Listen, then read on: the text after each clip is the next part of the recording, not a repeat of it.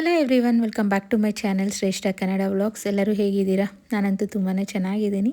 ನೀವೆಲ್ಲ ಚೆನ್ನಾಗಿದ್ದೀರಾ ಅಂತ ಭಾವಿಸ್ತಾ ಈ ಒಂದು ವ್ಲಾಗ್ನ ಸ್ಟಾರ್ಟ್ ಮಾಡ್ತಾ ಇದ್ದೀನಿ. ಸೊ ಇದು ಮಕರ ಸಂಕ್ರಾಂತಿ ಹಬ್ಬದ ದಿನದ ವ್ಲಾಗು. ಸೊ ಆ್ಯಸ್ ಯೂಶ್ವಲ್ ಮಕರ ಸಂಕ್ರಾಂತಿ ಅಂದ್ರೇ ರಂಗೋಲಿಗೆ ಫೇಮಸ್ ಅಲ್ಲ. ಇವತ್ತು ಥೀಮ್ದು ರಂಗೋಲಿ ಹಾಕಿದ್ದೀನಿ. ಪೊಂಗಲ್ಲು, ಸ್ವಲ್ಪ ಗಾಳಿಪಟ ಮತ್ತು ಕಬ್ಬು ಇಂಥದನ್ನೆಲ್ಲ ಇರುವಂಥ ಒಂದು ರಂಗೋಲಿನ ಬಿಡಿಸಿದ್ದೀನಿ. ಸೊ ಇವತ್ತು ನೋಡೋ ಹಂಗಿದ್ರೆ ಎಲ್ಲರ ಮನೆ ಹತ್ರನೂ ಇದೇ ಥೀಮಲ್ಲಿ, ಇಲ್ಲಾಂದರೆ ಕಲರ್ಫುಲ್ ರಂಗೋಲೀಸ್ ಹಾಕಿರ್ತಾರೆ. ಸೊ ನಮ್ಮ ಏರಿಯಲ್ಲೂ ನಾನು ಹಿಂಗೆ ಏನೋ ತೊಗೊಂಬರ್ಬೇಕು ಅಂತ ಅಂಗಡಿಗೆ ಹೋದಾಗ ಬರಬೇಕಾದ್ರೆ ಒಂದು ಫ್ಯೂ ಕ್ಲಿಪ್ಪಿಂಗ್ಸ್ನ ಆ್ಯಡ್ ಮಾಡಿದ್ದೀನಿ. ಎಲ್ಲರ ಮನೆ ಮುಂದೆ ಯಾವ ರೀತಿ ಇತ್ತು ರಂಗೋಲಿ ಅಂತ ನೋಡಿ. ಎಲ್ಲ ಕಡೆನೂ ಥೀಮ್ಡ್ ರಂಗೋಲೀಸ್ ಹಾಕಿರ್ತಾರೆ. ಸೊ ನನಗಂತೂ ಖುಷಿಯಾಗುತ್ತೆ ಇವತ್ತು ಎಲ್ಲ ಮನೆಗಳ ಮುಂದೆನೂ ಕಲರ್ಫುಲ್ ರಂಗೋಲಿ ನೋಡೋಕ್ಕೆ. ಸೊ ಲಾಸ್ಟ್ ವ್ಲಾಗಲ್ಲಿ ಒಂದು ಕ್ವೆರಿ ಬಂದಿದೆ, ಏನು ಗೋಲ್ಡ್ ಶಾಪಿಂಗ್ ಮಾಡಲಿಲ್ವಾ, ಅದು ಗೋಲ್ಡ್ ಚಿಟ್ ಮುಗ್ದಿದೆಯಲ್ಲ ಅಂತ. ಆ್ಯಕ್ಚುಲಿ ಗೋಲ್ಡ್ ಶಾಪಿಂಗ್ ಅಂತ ಹೋಗಿದ್ದೆ, ಬಟ್ ಅವರು ಪೇಮೆಂಟ್ ಮಾಡೋದು 20 ಡೇಸ್ಗೆ ನಾವು ಹೋಗ್ಬೇಕಂತ ತಗೊಳ್ಳೋದಕ್ಕೆ. ಅದು ಸಿರಿ ಸಮೃದ್ಧಿ ಗೋಲ್ಡ್ ಪ್ಯಾಲೇಸ್ ಅವರ ಒಂದು ಚಿಟ್ಟದು ಒಂದು ರೂಲು. ಅದನ್ನು ನಾನು ಓದಿರಲಿಲ್ಲ ಆ್ಯಕ್ಚುಲಿ. ಸೊ ಯಾವಾಗ ಪೇ ಮಾಡ್ತೀನೋ ಅವತ್ತೇ ತೊಗೋಬೋದು ಅಂತ ಹೋಗಿದ್ದೆ. ಸೊ ಅವರು ಒಂದು 20 ಡೇಸ್ ಬಿಟ್ಕೊಂಡು ಬನ್ನಿ ಅಂತ ಹೇಳಿದ್ದಾರೆ. ಸೊ ಆಲ್ಮೋಸ್ಟ್ ಈ ಮಂತ್ ಎಂಡಲ್ಲಿ ಗೋಲ್ಡ್ ಶಾಪಿಂಗ್ ಹೋಗ್ತೀನಿ. ಅದಕ್ಕೆ ನಾನು ಆ್ಯಡ್ ಮಾಡೋಕ್ಕಾಗಿಲ್ಲ. ಬಟ್ ಅದನ್ನು ಕೇಳಿದ್ದೀರಾ ಲಾಸ್ಟ್ ವ್ಲಾಗಲ್ಲಿ, ಇಲ್ಲಿ ಕ್ಲಾರಿಫಿಕೇಷನ್ ಕೊಡ್ತಾ ಇದ್ದೀನಿ. ಬಟ್ ಗೋಲ್ಡ್ ಶಾಪಿಂಗ್ ಅಂತ ಮಾಡಿದ್ದೀನಿ, ಬಟ್ ಆ ಚಿಟ್ಟನ್ನ ಯೂಸ್ ಮಾಡ್ಕೊಂಡು ಮಾಡಿಲ್ಲ. ಬಟ್ ಬೇರೆ ದುಡ್ಡಲ್ಲಿ ಸಿಂಪಲ್ಲಾಗಿ ಒಂದು ಓಲೆ ತೊಗೊಂಬಂದೆ. ಅದನ್ನು ನೆಕ್ಸ್ಟ್ ವ್ಲಾಗಲ್ಲಿ ತೋರಿಸ್ತೀನಿ ನಿಮಗೆ. ಸೊ ಇವಾಗ ನೆಕ್ಸ್ಟ್ ಪೂಜೆ ಮಾಡಬೇಕಾದ್ರೆ ನೈವೇದ್ಯ ಎಲ್ಲ ಬೇಕಲ್ವ, ಅದಕ್ಕೆ ಏನೇನು ಬೇಕೋ ಎಲ್ಲ ಫಸ್ಟ್ ರೆಡಿ ಮಾಡ್ಕೊಂಬಿಡ್ತಾ ಇದ್ದೀನಿ. ಸೊ ನೆನ್ನೆನೇ ದೇವರದ್ದು ಅದು ಏನು ವಸ್ತುಗಳಿರುತ್ತಲ್ವ, ದೇವ್ರ ಮನೆ ಮತ್ತು ದೇವ್ರ ಸಾಮಾನು ಏನೇನಿರುತ್ತೆ ಎಲ್ಲ ನೀಟಾಗಿ ಕ್ಲೀನ್ ಮಾಡಿ ಇಟ್ಬಿಟ್ಟಿದ್ದೀನಿ. ಸೊ ಇವತ್ತು ಫ್ರೀಯಾಗಿ ಮನೆ ಬಾಗಿಲು ಎಲ್ಲ ಕ್ಲೀನ್ ಮಾಡಿಕೊಂಡು ಇನ್ನು ಪೂಜೆ ಮಾಡ್ಕೊಳ್ಳೋದೆ. ಬೆಳಗ್ಗೆ ಎದ್ದಿದ ತಕ್ಷಣವೇ ಮನೆ ಬಾಗಿಲೆಲ್ಲ ಕ್ಲೀನ್ ಮಾಡಿಕೊಂಡು ಇವಾಗ ನೈವೇದ್ಯ ಮಾಡೋಕ್ಕೆ ಬಂದಿದ್ದೀನಿ. ಸೊ ಯೂಶ್ವಲಿ ನೈವೇದ್ಯಕ್ಕೆ ನಾನು ಒಬ್ಬಟ್ಟು ಮಾಡ್ತಾಯಿದ್ದೆ ಸಂಕ್ರಾಂತಿ ಹಬ್ಬದ ದಿನ. ಬಟ್ ಈ ವರ್ಷ ಮಕ್ಕಳು ಸ್ವೀಟ್ ಪೊಂಗಲ್ ಮಾಡಮ್ಮ ಅಂದರು. ಸೊ ಹೆಂಗೂ ಇವತ್ತು ಸಂಕ್ರಾಂತಿಗೆ ಸ್ವೀಟ್ ಪೊಂಗಲು, ಖಾರ ಪೊಂಗಲೇ ಅಲ್ವಾ ಯೂಶ್ವಲಿ ಎಲ್ಲರ ಮನೇಲಿ ಮಾಡೋದು. ಸೊ ಆಯಿತು ಅಂತ ಅದನ್ನೇ ಮಾಡ್ತಾಯಿದ್ದೀನಿ. ಯೂಶ್ವಲಿ ಈ ಖಾರ ಪೊಂಗಲ್ಗೆ ಕಾಂಬಿನೇಷನ್ ಆಗಿ ಚಟ್ನಿ ಇದ್ದರೆ ನನಗೆ ಇಷ್ಟ ಆಗುತ್ತೆ. ಸೊ ಅದಕ್ಕೆ ಇವತ್ತು ಖಾರ ಪೊಂಗಲು, ಸ್ವೀಟ್ ಪೊಂಗಲು ಜೊತೆಗೆ ಸ್ವಲ್ಪ ಚಟ್ನಿ ಮಾಡ್ಕೊಂಡಿದ್ದೀನಿ. ನಾನು ಬರೋ ಅಷ್ಟರಲ್ಲೇ ನನ್ನ ಮಗ ಅದು ಎಲ್ಲಿಂದ ಎತ್ಕೊಂಬಂದು ಉಂಗುರ ಎಲ್ಲ ತಂದು ತೋರಿಸ್ತಾ ಇದ್ದಾನೆ, ಅಮ್ಮ ನನಗೆ ಉಂಗುರ ಹಾಕಿವತ್ತು ಹಬ್ಬ ಅಲ್ವಾ ಅಂತ. ಸೊ ನಾನು ಹಂಗೆಲ್ಲ ಎತ್ಕೊಂಬರಬಾರ್ದಪ್ಪ, ಇವಾಗ ಇರೋ ಗೋಲ್ಡ್ ರೇಟ್ಗೆ ನೀನು ಹಿಂಗೆಲ್ಲ ಎಲ್ಲಂದ್ರೆ ಅಲ್ಲಿ ಬಿಸಾಕಿದ್ರೆ 1 ಗ್ರಾಮ್ ಹೋದ್ರೂ 13,000 ಹೋಗುತ್ತೆ. ಫಸ್ಟ್ ಹೋಗಿ ಎಲ್ಲಿಟ್ಟಿದ್ನೋ ಅಲ್ಲೇ ಇಡು ಅಂದೆ. ಮೊನ್ನೆ ಏನಕ್ಕೋ ಅವನಿಗೆ ಹಾಕಿ ಹಂಗೆ ಒಂದು ಬಾಕ್ಸಲ್ಲಿ ನಾನು ಮರ್ತೋಗಿದ್ದೀನಿ ತೆಗ್ದಿಡೋದು, ಅದು ಇವನಿಗೆ ಸಿಕ್ಕಿದೆ, ತಂದಿದ್ದಾನೆ. ನಮ್ಮ ಹಸ್ಬೆಂಡ್ ನೋಡಿದರೆ ಅಂತೂ ಸರಿಯಾಗಿ ಹಬ್ಬದ ದಿನವೇ ನಾನು ಬೈಸ್ಕೊಳ್ತಾ ಇದ್ನೇನು. ಸೊ ಇವಾಗ ಅಡುಗೆ ಎಲ್ಲ ಮುಗೀತು. ಇವತ್ತು ಖಾರ ಪೊಂಗಲು ಮತ್ತು ಅದಕ್ಕೆ ಕಾಂಬಿನೇಷನ್ ಆಗಿ ಕಾಯಿ ಮತ್ತು ಕಡಲೆ ಬೀಜ ಹಾಕಿ ಚಟ್ನಿ ಮಾಡಿದ್ದೀನಿ. ಜೊತೆಗೆ ಸ್ವೀಟ್ ಪೊಂಗಲು. ಮತ್ತು ಈ ಹಬ್ಬ ಅನ್ನೋ ಅಷ್ಟರಲ್ಲೇ ನನಗೆ ಸ್ಪೆಷಲ್ ಅಂತ ಯಾವಾಗ ಅನಿಸುತ್ತೆ ಅಂದರೆ ವಡೆ ಇದ್ದರೆ ಸ್ಪೆಷಲ್ ಅನಿಸುತ್ತೆ.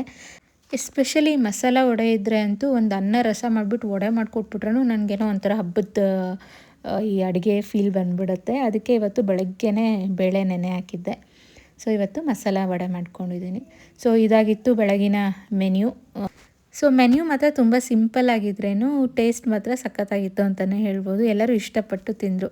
ಸೊ ಮಾಡಿದ್ಮೇಲೆ ಅದು ಫುಲ್ ಕಂಪ್ಲೀಟ್ ಆದರೆ ಅಂತೂ ಅದಕ್ಕಿಂತ ಇನ್ನೇನು ಖುಷಿ ಇರಲ್ಲ. ಸೊ ಸಂಕ್ರಾಂತಿ ಹಬ್ಬಕ್ಕೆ ಇನ್ನೊಂದು ವಿಶೇಷ ಏನಂದರೆ ಈ ಥರ ಕಡಲೆಕಾಯಿ, ಗೆಣಸು ಮತ್ತು ಅವರೆಕಾಯಿ ಇದನ್ನೆಲ್ಲ ಬೇಯಿಸಿ ದೇವ್ರ ಮುಂದೆ ನೈವೇದ್ಯಕ್ಕೆ ಇಡ್ತೀನಿ. ಸೊ ತುಂಬ ಸಿಂಪಲ್ ಆ್ಯಕ್ಚುಲಿ ಮೆನ್ಯೂ ಇರುತ್ತೆ ಸಂಕ್ರಾಂತಿ ಹಬ್ಬದ್ದು. ಬಟ್ ಆಂಧ್ರ ಕಡೆ ಮತ್ತು ಹಳ್ಳಿ ಕಡೆ, ಕರ್ನಾಟಕಲ್ಲೂ ಈ ಹಳ್ಳಿ ಕಡೆ ಹೋದರೆ ಸೆಲೆಬ್ರೇಷನ್ಸ್ ತುಂಬ ಗ್ರ್ಯಾಂಡಾಗಿರುತ್ತೆ. ಹಸುಗಳೆಲ್ಲ ಸಾಕಿರೋರ ಮನೇಲಂತೂ ಫುಲ್ ಹಸುಗಳಿಗೆಲ್ಲ ಅಲಂಕಾರ ಮಾಡಿರ್ತಾರೆ. ಅದು ನೋಡೋಕ್ಕೆ ಸಖತ್ ಖುಷಿ ಅನಿಸುತ್ತೆ. ನನಗೆ ನನ್ನ ಒಂದು ಚೈಲ್ಡ್ಹುಡ್ ಮೆಮೊರೀಸ್ ಅಂದರೆ ನಮ್ಮಪ್ಪ ಪ್ರತಿ ವರ್ಷವೂ ಅವ್ರ ಊರಿಗೆ ಕರ್ಕೊಂಡು ಹೋಗ್ತಾಯಿದ್ರು ಸಂಕ್ರಾಂತಿ ಹಬ್ಬಕ್ಕೆ. ಸೊ ಆ ಒಂದು ವಿಲೇಜ್ ವೈಬ್ಸ್ ಇರುತ್ತಲ್ವ ಸಂಕ್ರಾಂತಿ ಹಬ್ಬ, ನಿಮಗೆ ಅದರದ್ದು ಒರಿಜಿನಲ್ ವೈಬ್ಸ್ ನೋಡಬೇಕಂದ್ರೆ ನೀವು ಹಳ್ಳಿ ಕಡೆ ಹೋದ್ರೇ ಅದರದ್ದು ಗೊತ್ತಾಗೋದು. ನಮ್ಮ ಕಡೆ ಟೌನ್ ಕಡೆ ಎಲ್ಲ ಅಷ್ಟೊಂದು ಗ್ರ್ಯಾಂಡ್ ಇರಲ್ಲ ಸಂಕ್ರಾಂತಿ. ಜಸ್ಟು ಹಬ್ಬದ ಅಡುಗೆ, ಪೂಜೆ ಅಷ್ಟೇ ಮನೇಲಿರೋದು. ಬಟ್ ಹಳ್ಳಿ ಕಡೆ ಆಗಿರಲ್ಲ, ಎಲ್ಲ ಫುಲ್ಲು ಊರೇ ಸೇರಿ ಸೆಲೆಬ್ರೇಟ್ ಮಾಡ್ತಾರೆ. ಸೊ ತುಂಬ ಜನಕ್ಕೆ ಐಡಿಯಾ ಇರುತ್ತೆ, ಎಸ್ಪೆಷಲಿ ಹಳ್ಳಿಯಲ್ಲಿ ಹುಟ್ಟಿ ಬೆಳೆದಿರೋರ್ಗಂತೂ ಸಂಕ್ರಾಂತಿ ಅಂದ್ರೇ ಒಂಥರ ತುಂಬ ಡೇಸಿಂದನೇ ಅದು ಪ್ರಿಪೇರ್ ಆಗ್ತಾ ಇರ್ತಾರೆ. ಸೊ ಈ ಟೌನ್ ಕಡೆ ಎಲ್ಲ ನೋಡಿ ಇಷ್ಟೇ ಇರುತ್ತೆ, ಅಡುಗೆ ಮಾಡಿರ್ತೀವಿ, ಹೊಸ ಬಟ್ಟೆ ಹಾಕ್ಕೊಡ್ತೀವಿ, ಮನೆಯಲ್ಲಿ ದೇವ್ರಿಗೆ ಪೂಜೆ ಮಾಡಿ ಹೊಸ ವರ್ಷದಲ್ಲಿ ಫಸ್ಟ್ ಬರೋ ಹಬ್ಬ ಆಗಿರೋದ್ರಿಂದ ಒಂದು ನಾರ್ಮಲ್ ಫೆಸ್ಟಿವಲ್ ಥರ ಸೆಲೆಬ್ರೇಟ್ ಮಾಡ್ತೀವಿ. ಬಟ್ ನಾನಂತೂ ಮಿಸ್ ಮಾಡ್ಕೊಳ್ತೀನಿ ಆ ಒಂದು ಹಳ್ಳಿ ಕಡೆ ಆ ಒಂದು ಸಂಕ್ರಾಂತಿ, ನಾವು ಹೆಂಗೆ ಚಿಕ್ಕ ವಯಸ್ಸಲ್ಲಿ ಅಪ್ಪ ಅಮ್ಮ ಜೊತೆ ಹೋಗಿ ಸೆಲೆಬ್ರೇಟ್ ಮಾಡ್ತಾರಲ್ಲ, ಅದೆಲ್ಲ ನಾನು ಯೂಶ್ವಲಿ ಮಿಸ್ ಮಾಡ್ಕೊಳ್ತೀನಿ ಪ್ರತಿ ವರ್ಷ ಸಂಕ್ರಾಂತಿ ಹಬ್ಬದ ದಿನವೂ. ಸೊ ಇವಾಗ ಪೂಜೆ ಎಲ್ಲ ಮುಗ್ದಿದೆ, ನಾನು ಬ್ರೇಕ್ಫಾಸ್ಟ್ ಮುಗಿಸ್ಕೊಂಡೆ. ಸೊ ನೆಕ್ಸ್ಟು ಸ್ವಲ್ಪ ಮಕ್ಕಳು ಅವ್ರ ಫ್ರೆಂಡ್ಸ್ನೆಲ್ಲ ಕರ್ಕೊಂಬರಕ್ಕೆ ಹೋಗಿದ್ದಾರೆ. ಸೊ ಅವ್ರದ್ದೊಂದು ಗ್ಯಾಂಗ್ ಇದೆ, ನಮ್ಮನೇಲಿರೋರೇ ಸಾಕು ನಮಗೆ ಸೆಲೆಬ್ರೇಷನ್ಸ್ ಮಾಡ್ಕೊಳ್ಳೋಕ್ಕೆ. ಎಲ್ಲ ಮಕ್ಕಳು ಬಂದರೆ ಅದೊಂಥರ ಗ್ರ್ಯಾಂಡ್ ಅಂತಲೇ ಅನಿಸುತ್ತೆ. ಸೊ ಅವರೆಲ್ಲರಿಗೂ ಸ್ವಲ್ಪ ಪೊಂಗಲ್ಲು, ಖಾರ ಪೊಂಗಲ್ಲು ಎಲ್ಲ ಹಾಕ್ಕೊಟ್ಟೆ, ವಡೆ ಎಲ್ಲ.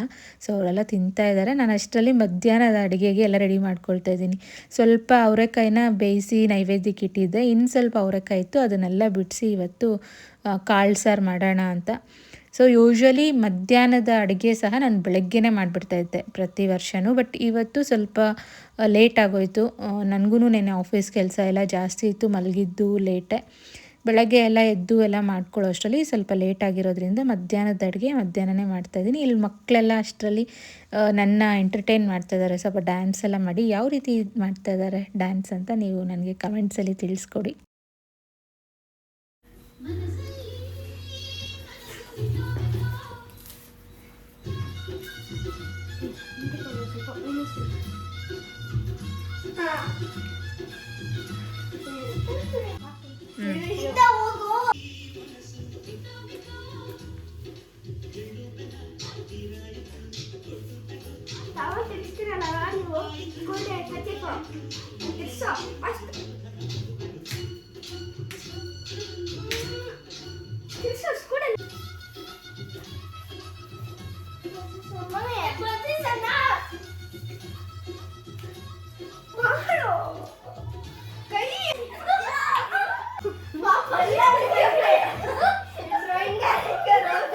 ಸೊ ಈ ಥರ ಮಕ್ಕಳಂತೂ ಫುಲ್ ಎಂಜಾಯ್ ಮಾಡಿದ್ರು ಡ್ಯಾನ್ಸ್ ಎಲ್ಲ ಸಂಕ್ರಾಂತಿ ಹಬ್ಬದ ಮಾಡಿಕೊಂಡು ಅಂತ. ನನಗೂ ಒಂಥರ ಸ್ಪೆಷಲ್ ಅನಿಸುತ್ತೆ ಈ ಥರ ಮಕ್ಕಳೆಲ್ಲ ಇದ್ದಾಗ ಮನೆಯಲ್ಲಿ. ಅಷ್ಟರಲ್ಲಿ ನಾನು ಮಧ್ಯಾಹ್ನದ ಅಡುಗೆ ಎಲ್ಲ ರೆಡಿ ಮಾಡಿ ಇಟ್ಟಿದ್ದೆ, ಹಸ್ಬೆಂಡ್ ಇನ್ನೇನು ಬರೋ ಟೈಮ್ ಆಯಿತು ಅಂತ. ಇವತ್ತು ಅನ್ನ, ವಡೆ ಮತ್ತು ಕಾಳು ಸಾರು ಮಾಡಿದ್ದೆ. ಸೊ ಈ ಸಂಕ್ರಾಂತಿ ಹಬ್ಬದ ಒಂದು ಇನ್ನೊಂದು ವಿಶೇಷತೆ ಏನು ಅಂದರೆ ಫಲ ಎರೆಯೋದು ಮಕ್ಕಳಿಗೆ. ಈ ಒಂದು ಶಾಸ್ತ್ರ ದೃಷ್ಟಿ ತೆಗಿಯೋಕ್ಕೆ ಮಾಡ್ತೀವಿ. ಅದಕ್ಕೆ ಮಕ್ಕಳನ್ನ ನಮ್ಮ ಒಂದು ಟ್ರೆಡಿಷ್ನಲ್ ಅಟ್ಟೈರಲ್ಲಿ ರೆಡಿ ಮಾಡ್ತೀನಿ ಯೂಶ್ವಲಿ. ಸೊ ಮಗನಿಗೆ ಈ ಥರ ಒಂದು ಟ್ರೆಡಿಷ್ನಲ್ ಅಟ್ಟೈರಲ್ಲಿ ರೆಡಿ ಮಾಡಿ, ಮಗಳಿಗೂ ಲಂಗ ದಾವಣಿ ಎಲ್ಲ ಉಡಿಸಿ ಜಡೆ ಎಲ್ಲ ಹಾಕಿ ಇವಾಗ ಫಲ ಎರೆಯೋದಕ್ಕೆ ಏನೇನು ಬೇಕೋ ಎಲ್ಲ ಅರೇಂಜ್ ಮಾಡ್ಕೊಳ್ತಾ ಇದ್ದೀನಿ. ಸೊ ಯೂಶ್ವಲಿ ಈ ಥರ ಮೊಣೆ ಇದ್ದರೆ ಮಣೆ ಹಾಕಿ, ಇಲ್ಲಾಂದರೆ ಚೇರ್ ಚಿಕ್ಕದಾಗಿರುತ್ತಲ್ಲ ಅದ್ರ ಮೇಲೆ ಕೂಡಿಸಿ ಸಹ ಮಾಡ್ಬೋದು. ಬಟ್ ನಮ್ಮ ಒಂದು ಟ್ರೆಡಿಷನ್ ಪ್ರಕಾರ ಮನೆ ಮೇಲೆ ಕೂಡಿಸಿ ಮಾಡೋದು ಪದ್ಧತಿ. ಸೊ ಒಂದು 5 ತಟ್ಟೆನ ರೆಡಿ ಮಾಡ್ಕೋಬೇಕಾಗುತ್ತೆ. ಇಲ್ಲಿ ಮಗಳೆಲ್ಲ ರೆಡಿ ಮಾಡಿಕೊಡ್ತಿದ್ದಾಳೆ ನನಗೆ ಫಲ ಎರೆಯೋಕ್ಕೆ ಏನೇನು ಬೇಕು ಅಂತ ಎಲ್ಲ. ಸೊ ಇದಕ್ಕೆ ಒಂದು ತಟ್ಟೆಯಲ್ಲಿ ಹೂವು ಎಲ್ಲ ರೆಡಿ ಮಾಡಿ ಇಟ್ಕೊಂಡಿದ್ದೀನಿ, ಇನ್ನೊಂದು ತಟ್ಟೆಯಲ್ಲಿ ಈ ಫಲ ಎರೆಯೋಕ್ಕೆ ಏನೇನು ಬೇಕೋ ಅಲ್ಲೋ ಅದೆಲ್ಲ ಅರೇಂಜ್ ಮಾಡಿ ಇಟ್ಕೋಬೇಕು. ನೀವೇನಾದರೂ ಮಕ್ಕಳಿಗೆ ದೃಷ್ಟಿಯೆಲ್ಲ ತೆಗೆದು ಏನಾದರೂ ಒಂದು ಹಬ್ಬಕ್ಕೆ ಅಂತ ಗಿಫ್ಟ್ ಕೊಡೋಂಗಿದ್ರೂ ಕೊಡ್ಬೋದು. ಸೊ ಈ 5 ತಟ್ಟೆಗಳಲ್ಲಿ ಒಂದರಲ್ಲಿ ಹೂವು ಇಟ್ಕೊಂಡಿದ್ದೀನಿ, ಇನ್ನೊಂದರಲ್ಲಿ ಅಕ್ಷತೆ ಕಾಳು, ಸ್ವಲ್ಪ ಚಾಕ್ಲೇಟ್ಸ್ ಎಲ್ಲ ಮಕ್ಕಳಿಗೆ ಇಷ್ಟ ಆಗೋದನ್ನು ನೀವು ಆ್ಯಡ್ ಮಾಡ್ಬೋದು, ಅದು ಆಪ್ಷನಲ್ಲು. ನಾಣ್ಯ ಮತ್ತು ಸ್ವಲ್ಪ ಅಕ್ಷತೆ ಕಾಳು, ಮೇಯ್ನ್ ಅಕ್ಷತೆ ಕಾಳು ಇರಲೇಬೇಕು, ಮತ್ತು ಕಬ್ಬು ಮತ್ತು ಎಳ್ಳು ಬೆಲ್ಲ. ಸೊ ಎಳ್ಳು ಬೆಲ್ಲ ಹೆಂಗೂ ಸಂಕ್ರಾಂತಿ ಹಬ್ಬಕ್ಕೆ ಮಾಡಿರ್ತೀವಲ್ಲ ಅದನ್ನೇ ತಗೊಳ್ಳಿ. ಯೂಶ್ವಲಿ ಎಲ್ಚಿ ಹಣ್ಣು ಅಂತ ಬರುತ್ತೆ ಚಿಕ್ಕದು, ಅದನ್ನು ತೊಗೋಬೇಕು. ಅದು ಸಿಗಲಿಲ್ಲ ಅಂದರೆ ಈ ಬೋರೆ ಹಣ್ಣು ಸಹ ಯೂಸ್ ಮಾಡ್ಬೋದು. ಮತ್ತು ಆರೆಂಜು, ದ್ರಾಕ್ಷಿ ಇಂಥದ್ದೇನಾದರೂ ಇದ್ರೂ ನೀವೆಲ್ಲ ಆ್ಯಡ್ ಮಾಡಿ ನೀವು ಫಲ ಎರಿಬೋದು. ಸೊ ಬಟ್ ಈ ಒಂದು ಎಲ್ಚಿ ಹಣ್ಣು ಮತ್ತು ಕಬ್ಬು, ಎಳ್ಳು ಬೆಲ್ಲ ಮಾತ್ರ ಮ್ಯಾಂಡೇಟ್ರಿ, 3 ಆ್ಯಡ್ ಮಾಡಲೇಬೇಕು. ಫಸ್ಟು ಈ ಮಣೆ ಏನು ಇಟ್ಟಿರ್ತೀವಲ್ವ ಅದ್ರ ಮೇಲೆ ಅರಿಶಿನ ಕುಂಕುಮ ಸ್ವಲ್ಪ ಅಕ್ಷತೆ ಕಾಳು ಹಾಕಿ ಆಮೇಲೆ ಮಕ್ಕಳನ್ನ ಅದ್ರ ಮೇಲೆ ಕೂಡಿಸಿ ದೃಷ್ಟಿ ತೆಗೆಯುವಂಥ ಪದ್ಧತಿ ಇದು. ತುಂಬಾ ಬ್ಯೂಟಿಫುಲ್ ಒಂದು ಆಚರಣೆ ಅಂತಲೇ ಹೇಳ್ಬೋದು. ಮಕ್ಕಳು ಇದನ್ನು ತುಂಬ ಎಂಜಾಯ್ ಮಾಡ್ತಾರೆ. ಸೊ ಬಲಗಾಲಿಟ್ಟು ಬಂದು ಕೂತ್ಕೊ ಅಂದಿದ್ದಕ್ಕೆ ಬಲಗಾಲಿಟ್ಟು ಕೂಡ್ತಾ ಇದ್ದಾನೆ. ನನ್ನ ಮಗಗಂತೂ ಈ ಒಂದು ಟ್ರೆಡಿಷನ್ ತುಂಬಾ ಎಂಜಾಯ್ ಮಾಡ್ತಾನೆ, ಇಬ್ಬರು ಮಕ್ಕಳು ಎಂಜಾಯ್ ಮಾಡ್ತಾರೆ. ಸೊ ಅವ್ರಿಗೇನೋ ಒಂಥರ ಸ್ಪೆಷಲ್ಲಾಗಿ ಫೀಲ್ ಆಗ್ತಾರೆ. ನಾರ್ಮಲ್ ನಾವು ದೃಷ್ಟಿ ತೆಗಿಯೋದಕ್ಕಿಂತ ಈ ಒಂದು ಟ್ರೆಡಿಷ್ನಲ್ ಅಟೈರ್ಸಲ್ಲಿ ಅವ್ರನ್ನ ಫುಲ್ಲು ರೆಡಿ ಮಾಡಿ ಆ ಪ್ರೋಸೆಸ್ ಇರುತ್ತಲ್ಲ, ಆ ಪ್ರೋಸೆಸ್ನ ಅವ್ರು ಎಂಜಾಯ್ ಮಾಡ್ತಾರೆ. ಸಂಕ್ರಾಂತಿ ಹಬ್ಬಕ್ಕೋಸ್ಕರ ಅವ್ರು ವೆಯ್ಟ್ ಮಾಡ್ತಾ ಇರ್ತಾರೆ. ಸೊ ಹೆಣ್ಮಕ್ಳಾದರೆ ಅರ್ಶಿನ ಮತ್ತು ಕುಂಕುಮ ಹಣೆಗಿಟ್ಟು ತಲೆಯಲ್ಲಿ ಒಂದು ಹೂವು ಇಟ್ಟು ಈ ಒಂದು ಪ್ರೋಸೆಸ್ನ ಸ್ಟಾರ್ಟ್ ಮಾಡ್ತೀವಿ. ಗಂಡು ಮಕ್ಕಳಿಗೆ ಬರೀ ಕುಂಕುಮ ಇಡ್ತೀವಿ. ಸೊ ಈ ಒಂದು ಪ್ರೋಸೆಸ್ ಮಾಡೋದ್ರ ಹಿನ್ನೆಲೆ ಏನು ಅಂದರೆ, ನಿಮ್ಮ ಒಂದು ಮಕ್ಕಳಿಗೆ ಆರೋಗ್ಯ ಸಮಸ್ಯೆ ಬರ್ದಿರ ಇರುತ್ತೆ. ಈ ಒಂದು ವರ್ಷ ಫುಲ್ಲು ಅವ್ರಿಗೆ ಎಲ್ಲ ಯಶಸ್ಸು ಕಾಣ್ತಾರೆ. ಮತ್ತು ಯಾವುದೇ ರೀತಿ ದೃಷ್ಟಿ ಆಗಿದ್ರೇನು ಅಂದರೆ ಕಣ್ಣು ದೃಷ್ಟಿ ಆಗಿದ್ರೂ ಮಕ್ಕಳಿಗೆ ಈ ಒಂದು ದೃಷ್ಟಿ ತೆಗೆಯುವಂಥ ಪ್ರೋಸೆಸ್ ಫಾಲೋ ಮಾಡೋದ್ರಿಂದ ಆ ದೃಷ್ಟಿ ಎಲ್ಲ ಹೋಗುತ್ತೆ ಅನ್ನೋ ಒಂದು ನಂಬಿಕೆ ಇದೆ. ಸೊ ತುಂಬ ಜನ ಇದನ್ನು ಮೂಢನಂಬಿಕೆ, ಇವಾಗೂ ಇದನ್ನೆಲ್ಲ ನೀವು ಫಾಲೋ ಮಾಡ್ತೀರಾ ಅಂತ ಕೇಳ್ಬೋದು. ಯಾವುದೇ ಒಂದು ಪ್ರೋಸೆಸ್ ಹಿಂದೆನೂ ಅದರದ್ದೇ ಆದ ಸೈಂಟಿಫಿಕ್ ರೀಸನ್ ಇರುತ್ತೆ. ಮತ್ತು ಇವಾಗ ಇಲ್ಲಿ ಇರೋವಂಥ ಪ್ರತಿಯೊಂದು ಪದಾರ್ಥನೂ ಅದನ್ನು ಸೇವನೆ ಮಾಡೋದ್ರಿಂದ ಹೆಲ್ತ್ ಬೆನಿಫಿಟ್ಸ್ ಸಹ ತುಂಬ ಇರುತ್ತೆ.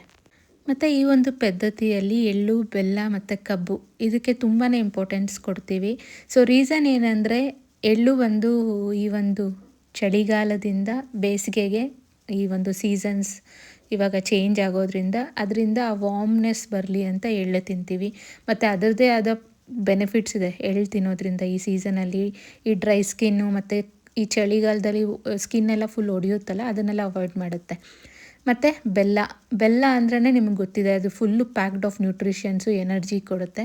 ಮತ್ತು ಇನ್ನೊಂದು ಏನಂದರೆ, ಎಳ್ಳು ಬೆಲ್ಲ ತಿಂದು ಒಳ್ಳೆ ಮಾತಾಡಿ, ಅಂದರೆ ಎಷ್ಟು ನಮ್ಮ ಒಂದು ಮಾತಿರುತ್ತಲ್ಲ, ಎಳ್ಳು ಬೆಲ್ಲದಷ್ಟೇ ಸಿಹಿಯಾಗಿರಲಿ ಅನ್ನೋ ಒಂದು ಸಂಕೇತ. ಮತ್ತು ಶುಗರ್ ಕೇನ್ ಅಂದರೆ ಕಬ್ಬು. ಸೊ ಕಬ್ಬು ಯೂಶ್ವಲಿ ಹೆಂಗೆ ಬೆಳೆಯುತ್ತೆ ಹೇಳಿ, ಸ್ಟ್ರೈಟಾಗಿ ಬೆಳೆಯುತ್ತೆ. ಸೊ ಆ ಕಬ್ಬು ಹೆಂಗೆ ಫರ್ಮಾಗಿ ಬೆಳೆಯುತ್ತೆ ಅಲ್ವಾ, ನಮ್ಮ ಮಕ್ಕಳ ಒಂದು ಭವಿಷ್ಯ ಕೂಡ ಅದೇ ರೀತಿ ಫರ್ಮ್ ಆಗಿರಬೇಕು ಅಂತ ಅದನ್ನು ಯೂಸ್ ಮಾಡ್ತೀವಿ. ಸೊ ಪ್ರತಿಯೊಂದು ವಸ್ತುವಿನ ಹಿಂದೆನೂ ಅದರದ್ದೇ ಆದ ಒಂದು ಹಿನ್ನೆಲೆ ಇದೆ. ಸೊ ಯಾವುದೇ ಒಂದು ಟ್ರೆಡಿಷನ್ ಆಗಲಿ ಹಿರಿಯರು ಸುಮ್ಮನೆ ಮಾಡಿರಲ್ಲ, ಅದರಿಂದ ನಮಗೆ ತುಂಬಾ ಸೈಂಟಿಫಿಕ್ ರೀಸನ್ ಆಗಿ ಸಹ ಬೆನಿಫಿಟ್ಸ್ ಇರುತ್ತೆ. ಸೊ ಬ್ಲೈಂಡ್ಲಿ ನೀವು ಯಾರೂ ಫಾಲೋ ಮಾಡಿ ಅಂತ ಯಾರೂ ಹೇಳಲ್ಲ. ಅದ್ರ ಹಿನ್ನೆಲೆ ತಿಳ್ಕೊಂಡು ಆಮೇಲೆ ನೀವು ಫಾಲೋ ಮಾಡೋದ್ರಿಂದ ನಿಮ್ಗೆ ಅದರಿಂದ ಏನೇನು ಯೂಸಸ್ ಅಂತಲೂ ಗೊತ್ತಾಗುತ್ತೆ. ಸೊ ಅದಕ್ಕೆ ಹಿರಿಯರು ಒಂದು ಟ್ರೆಡಿಷನ್ ಆಗಿಯೇ ಮಾಡಿಬಿಡ್ತಾರೆ ಇದನ್ನು.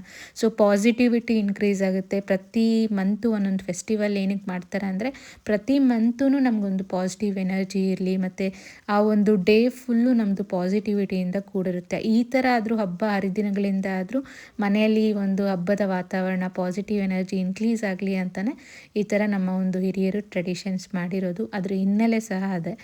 ಸೊ ಇವಾಗ ಮಕ್ಕಳಿಗೆ ನಮ್ಮ ಕೈಯಲ್ಲಿ ಆದಷ್ಟು ಒಂದು ದಕ್ಷಿಣೆ ಇಲ್ಲಾಂದರೆ ಗಿಫ್ಟ್ ಕೊಡೋಂಗಾಗೋಂಗಿದ್ರೆ ಗಿಫ್ಟ್ಸ್ನ ಕೊಟ್ಟು ಸಂತೋಷ ಪಡಿಸ್ತೀವಿ. ಸೊ ಇದರಿಂದ ಏನಾಗುತ್ತೆ, ವರ್ಷ ಅವ್ರಿಗೆ ಪಾಸಿಟಿವ್ ಆಗಿ ಸ್ಟಾರ್ಟ್ ಆಗುತ್ತೆ. ಸೊ ನಮ್ಮ ಎಲ್ಲ ಟ್ರೆಡಿಷನ್ನು ಬ್ಯೂಟಿಫುಲ್ ಟ್ರೆಡಿಷನ್ ಅಂತಲೇ ನಾನು ಹೇಳ್ತೀನಿ. ಆದಷ್ಟು ನನ್ನ ಕೈಯಲ್ಲಿ ಆದಷ್ಟು ನನಗೆ ಯಾವುದು ಮಾಡೋಕ್ಕಾಗುತ್ತೋ, ಯಾವುದು ಮಿಸ್ ಮಾಡ್ತೀರಾ ಎಲ್ಲ ಹಬ್ಬಗಳನ್ನೂ ಆಚರಣೆ ಮಾಡೋಕ್ಕೆ ನಾನು ಟ್ರೈ ಮಾಡ್ತೀನಿ. ಎಷ್ಟೇ ಬ್ಯುಸಿ ಸ್ಕೆಡ್ಯೂಲ್ ಇದ್ರೂ ಪ್ರಿಪ್ರೇಷನ್ಸ್ ಅಂತ ಪ್ಲ್ಯಾನ್ ಮಾಡಿ ಆದಷ್ಟು ಹಬ್ಬಗಳನ್ನ ಆಚರಣೆ ಮಾಡಿ, ಸೊ ದಟ್ ನಮ್ಮ ಮಕ್ಕಳು ನಮ್ಮ ಒಂದು ಲೆಗೇಸಿನ ಕಂಟಿನ್ಯೂ ಮಾಡ್ಕೊಂಡು ಹೋಗ್ತಾರೆ. ಅವ್ರಿಗೂ ಈ ಒಂದು ಆಚರಣೆಗಳನ್ನೆಲ್ಲ ನಾವು ಪದ್ಧತಿಗಳಾಗಲಿ, ಟ್ರೆಡಿಷನ್ ಆಗಲಿ, ಮತ್ತು ಅವ್ರಿಗೆ ಹೇಳ್ಬೇಕು ಯಾಕೆ ಇದನ್ನು ಮಾಡ್ತಾಯಿದ್ದೀರಿ, ಇದರಿಂದ ಬೆನಿಫಿಟ್ಸ್ ಏನು ಅಂತ. ಬ್ಲೈಂಡಾಗಿ ಈಗಿನ ಕಾಲದ ಮಕ್ಕಳನ್ನ ನಾವು ಮಾಡ್ತಾಯಿದ್ವಿ ನೀವು ಮಾಡಿ ಅಂತ ಹೇಳೋದ್ರಿಂದ ಅವ್ರಿಗೆ ಅದು ಇಂಟ್ರೆಸ್ಟ್ ಬರಲ್ಲ. ಇದಕ್ಕೆ ಮಾಡೋದ್ರಿಂದ ಏನು ನಮಗೆ ಆಗುತ್ತೆ, ಅದರಿಂದ ಏನು ಬೆನಿಫಿಟ್ ಸಿಗುತ್ತೆ, ಆರೋಗ್ಯವಾಗಿ ಆಗಲಿ ಪಾಸಿಟಿವಿಟಿ ಆಗಲಿ ಹೆಂಗೆ ಇನ್ಕ್ರೀಸ್ ಆಗುತ್ತೆ ಅಂತ ಹೇಳೋದ್ರಿಂದ ಅವರು ಇಷ್ಟಪಟ್ಟು ಅದನ್ನು ಅವ್ರ ಮಕ್ಕಳು ತನಕ ಮಾಡ್ಕೊಂಡು ಹೋಗುವಂಥ ಒಂದು ಚಾನ್ಸಸ್ ಜಾಸ್ತಿ ಇರುತ್ತೆ. ಸೊ ಆದಷ್ಟು ನಾನು ಯಾವುದೇ ಹಬ್ಬ ಮಾಡಬೇಕಾದ್ರೂ ಹಿನ್ನೆಲೆ ತಿಳ್ಕೊಂಡು ಅದನ್ನು ಮಕ್ಕಳಿಗೆ ತಲುಪ್ಸೋಕ್ಕೆ ಟ್ರೈ ಮಾಡ್ತೀನಿ. ಒಂದು ಪುಟಾಣಿ ಕತೆ ಮುಖಾಂತರ ಆಗಲಿ, ಯಾವುದಾದ್ರೂ ಒಂದು ಸ್ಮಾಲ್ ಸ್ಟೋರಿ ಮುಖಾಂತರ ಅವ್ರಿಗೆ ಅದ್ರ ಬಗ್ಗೆ ಪ್ರತಿ ಹಬ್ಬದ ಹಿನ್ನೆಲೆ ತಿಳಿಸೋದ್ರಿಂದ ಅವರು ಚಿಕ್ಕ ವಯಸ್ಸಿಂದನೇ ಅದನ್ನು ನೆಕ್ಸ್ಟು ಫಾಲೋ ಮಾಡೋದಕ್ಕೆ ಟ್ರೈ ಮಾಡ್ತಾರೆ. ಮತ್ತು ಇದು ಯಾವ ಏಜ್ ಗ್ರೂಪ್ ಮಕ್ಕಳಿಗೆ ಮಾಡಬೇಕು ಅಂದರೆ, ಒಂದು 10 ಇಯರ್ಸ್ ಒಳಗಡೆ ಇರೋ ಮಕ್ಕಳಿಗೆ ಮಾಡ್ಬೋದು. ಹಂಗೂ 14 ಇಯರ್ಸ್ವರೆಗೂ ಮಾಡ್ಬೋದು ಅಂತಾರೆ, ಅವರೇನಾರ ನಾಚಿಕೆ ಪಡಲಿಲ್ಲ ಅಂದರೆ. ಮತ್ತು ಈ ಒಂದು ಶಾಸ್ತ್ರನ ಯಾವಾಗ ಮಾಡಬೇಕು ಅಂತ ಟೈಮಿಂಗ್ಸ್ ಬಗ್ಗೆ ಹೇಳೋದ್ರಲ್ಲಿ, ಯೂಶ್ವಲಿ ಇದನ್ನು ಸಂಜೆ ಟೈಮಲ್ಲಿ ಮಾಡ್ತಾರೆ. ಸೊ ಯಾವುದೇ ಒಂದು ದೃಷ್ಟಿ ತೆಗಿಯೋದು ಅಷ್ಟೇ ಅಲ್ವಾ, ಸಂಜೆ ಟೈಮಲ್ಲಿ ತೆಗಿತಾರಲ್ಲ, ಅದೇ ಥರ ಇದೂ ಸಂಜೆ ಟೈಮಲ್ಲಿ ಮಾಡುವಂಥ ಒಂದು ಪದ್ಧತಿ. ಸೊ ನೆಕ್ಸ್ಟು ಕೇಳಿರೋಂಥ ಕ್ವೆರಿ ಬಂದು, ಈ ಫಲ ಎರೆದ್ಮೇಲೆ ಆ ಫಲನೆಲ್ಲ ಏನು ಮಾಡಬೇಕು ಅಂತ. ಸೊ ಯೂಶ್ವಲಿ ಅಕ್ಕಪಕ್ಕ ಇರೋ ಮಕ್ಕಳನ್ನೆಲ್ಲ ಕರೆದು ಆ ಒಂದು ಫಲನ ಹಂಚ್ಬೋದು, ಮತ್ತು ನೀವೂ ಅದನ್ನು ಸೇವನೆ ಮಾಡಬೇಕಾಗುತ್ತೆ. ಸೊ ಯಾವ ಮಕ್ಕಳು ಈ ಒಂದು ಫಲನ ತಿಂತಾರೆ ಅವ್ರಿಗೂ ಆ ಒಂದು ಬೆನಿಫಿಟ್ ಸಿಗುತ್ತೆ ಅನ್ನೋ ಒಂದು ನಂಬಿಕೆ ಇದೆ. ಹೋಪ್ ಈ ಒಂದು ವ್ಲಾಗ್ ನಿಮ್ಮೆಲ್ಲರಿಗೂ ಇಷ್ಟ ಆಗಿದೆ ಅಂತ ಭಾವಿಸ್ತಾ ಇದ್ದೀನಿ. ಕೊನೆ ತನಕ ನೋಡ್ತಾರೋ ಪ್ರತಿಯೊಬ್ಬರಿಗೂ ಥ್ಯಾಂಕ್ ಯು ಹೇಳ್ತಾ ಈ ಒಂದು ವ್ಲಾಗ್ನ ನಾನು ಇಲ್ಲಿಗೆ ಮುಗಿಸೋಕ್ಕೆ ಇಷ್ಟಪಡ್ತಾ ಇದ್ದೀನಿ. ಮತ್ತೆ ಸಿಗೋಣ.